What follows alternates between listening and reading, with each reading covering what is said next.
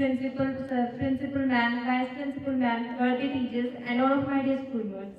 First of all, a very happy and a cheerful Republic Day to all.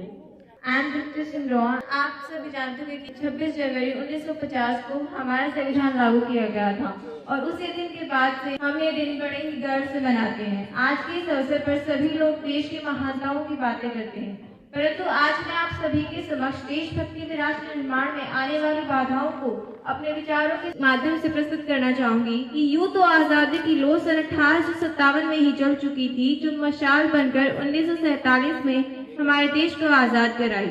आजादी से पूर्व देशभक्ति के मायने कुछ और हुआ करते थे और आजादी के बाद कुछ और होने लगे हैं।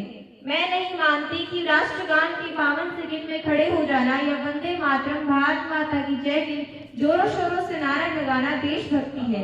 अगर आप कहेंगे कि साल में 2 बार तिरंगा हाथ में ले लेना देशभक्ति है, तो मैं पूछना चाहूंगी कि फुटपाथ पर रहने वाला वो बच्चा जो ट्रैफिक की छांव में नंगे पांव में तिरंगा बेच रहा होता है, तो क्या उसे आप उसकी देशभक्ति कहेंगे?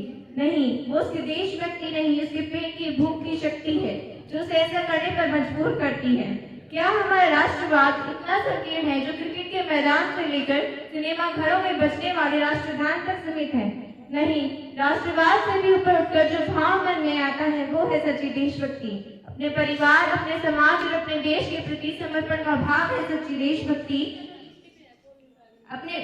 हमारा ये देश पहले ही शहीदों के लहू से सिंचित हो किया जा चुका है। अब उसे सरहद पर बहने वाले खून की नहीं बल्कि हर एक नागरिक की नसों में उफनते हुए खून की जरूरत है।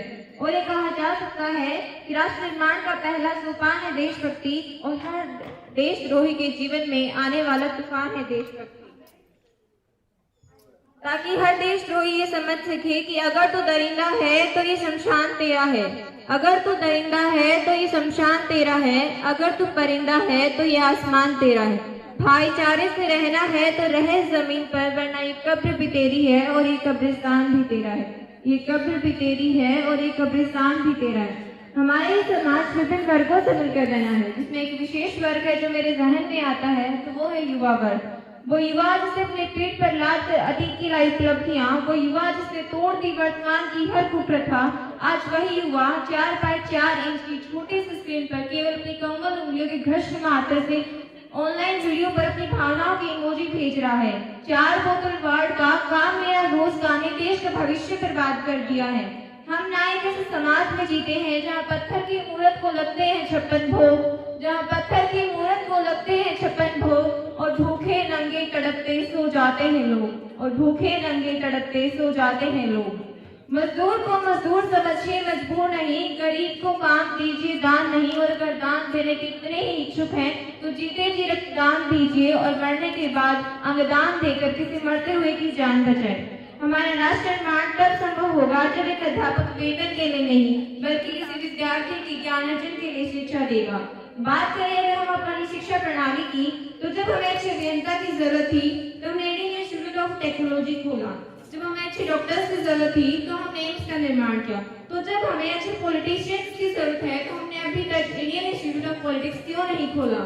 हमारे राष्ट्रीयता तो कुछ इस प्रकार है कि पहले आग फोड़ देते हैं और फिर चश्मे का दान करते हैं, कि पहले आग फोड़ देते हैं और फिर चश्मे का दान करते हैं। और तकलीफ तो तब होती है जब हमारी जनता उन्हें उनके कर्म और विचार पर नहीं बल्कि उनकी धर्म, पार्टी और प्रचार देखकर उन्हें वोट करती है। कहा जा सकता है कि विवेकानंद जी के सपनों का भारत आज खो रहा है। कहा जा सकता है कि हमारे विवेकानंद जी का सपनों का भारत आज खो रहा है। हमारा राष्ट्र निर्माण तब संभव होगा जब अनाथाश्रम और वृद्धाश्रमों की संख्या 0 के बराबर होगी। वैसे ऐसे बहुत से मामले हैं जो हमारे राष्ट्र निर्माण में बाधा है, परंतु बड़ी बड़ी बातें नहीं, छोटी छोटी कोशिशें करनी होंगी।